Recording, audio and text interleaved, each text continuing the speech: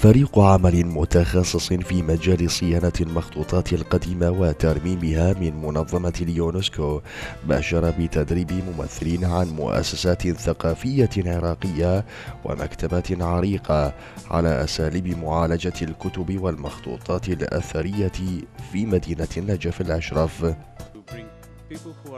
من هذه ورشة العمل هو لجلب الناس اللي يعملون في مجال المكتبات وفي مختلف المكتبات في النجف والمناطق الأخرى، وأعطاهم المبادئ الأساسية في عملية الحفظ الوقائي للكتب والمخطوطات. تستمر الدورة لمدة 8 أسابيع في هذا المرحلة، يعني بها أسبوعين. في هذه المرحلة أعطاهم الطرق في السيطرة على الظروف والمناخات المحيطة بالكتب والمخطوطات، وكذلك أعطاهم فكرة أو نبذة مختصرة عن المواد المستخدمة في عملية الحفظ الوقائي والصيانة الوقائية. هذا المشروع يتألف من عدة مراحل، من ضمنها هو هذا ورش العمل اللي راح تتخصص في مجال المخطوطات والكتب. قيمة بالنجف كونها تمتلك هذا الإرث الحضاري الكبير، وخصوصا في مجال المخطوطات والكتب.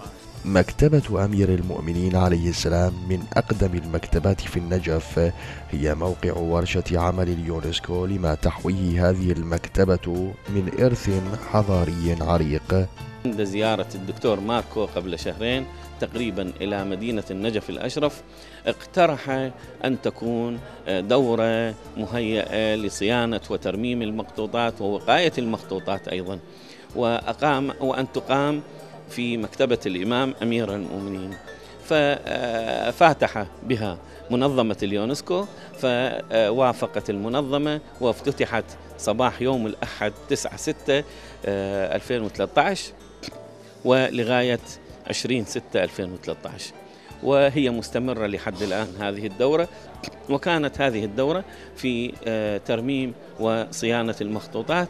أما اختيارها في هذا المكان، في مكان مكتبة الإمام أمير المؤمنين، هو لبعض الأسباب، منها وجود كثرة من المخطوطات التي يهتم بها للترميم ولعرضها على المشاركين، وأيضا لوجود سعة المكان. متدربون في الورشة تحدثوا عن أهمية المعلومات التي يحصلون عليها من منظمة اليونسكو، مبينين أنهم سيشاركون أقرانهم في مؤسساتهم بهذه الخبرات. احنا اخذنا معلومات قيمة بنفس الوقت، وان شاء الله لما نعود مواقعنا في عملنا بدار المخطوطات العراقية نوصل الخبرة اللي احنا اخذناها للكادر الباقي الموجود في دار المخطوطات العراقية، وبنفس الوقت احنا فرحانين بهذه الدورة. آثار وتراث عريق يتوج النجف الأشرف ويميزها عن مثيلاتها من المدن في العالم، ربما هو ما دفع فريق اليونسكو اتخاذ المدينة موقعا لانطلاق برنامجهم وفعاليتهم في معالجة المخطوطات القديمة. لقناة العراقية منتظر الشريفي، النجف الأشرف.